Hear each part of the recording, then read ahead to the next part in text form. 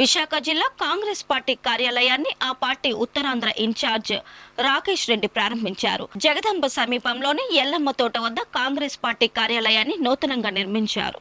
ఈ సందర్భంగా రాజేష్ రెడ్డి మీడియాతో మాట్లాడుతూ 2023లో అప్పటి పీసీసీ అధ్యక్షులు రుద్రరాజు ఆధ్వర్యంలో దాతల సహకారంతో నూతన కార్యాలయం నిర్మాణానికి సంకల్పించామని, అయితే దుర్మార్గపు వైసీపీ దీన్ని అడుగడుగున అడ్డుకుంటుందని విమర్శించారు. ట్యాక్సుల పేరుతో ఎన్నోసార్లు వేధించారని మండిపడ్డారు. ఈ భవన నిర్మాణానికి సాయం అందించిన దాతలకు ఆయన కృతజ్ఞతలు తెలియజేశారు. జిల్లా పార్టీ అధ్యక్షులు శ్రీనివాసరావు మాట్లాడుతూ తన హయాంలో కాంగ్రెస్ పార్టీ నూతన కార్యాలయం ప్రారంభం కావడం ఆనందంగా ఉందని పేర్కొన్నారు. భవిష్యత్తులో కాంగ్రెస్ పార్టీకి మంచి రోజులు రానున్నాయని ఆయన స్పష్టం చేశారు.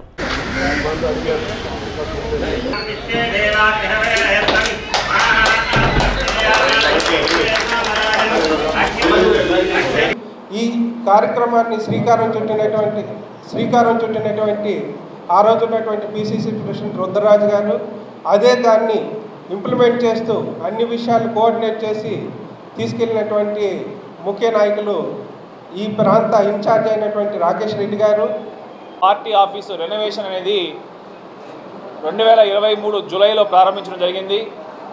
ఆనాడు ఉన్నటువంటి పరిస్థితి ఒకసారి మనం చూసుకుంటుంటే ఈ దుర్మార్గమైనటువంటి వైసీపీ ప్రభుత్వం ట్యాక్స్ కట్టలేదనే నెపంతో దాదాపు 3 సార్లు కూడా ఈ ఆఫీస్ని కక్షపూరితంగా కాంగ్రెస్ పార్టీ ఈ ప్రభుత్వ వ్యతిరేక విధానాల పట్ల పోరాడుతున్న ఉద్దేశంతో 3 సార్లు కూడా ఈ పార్టీకి సీజ్ చేయించడం జరిగింది ట్యాక్స్ కట్టలేని కారణంతో.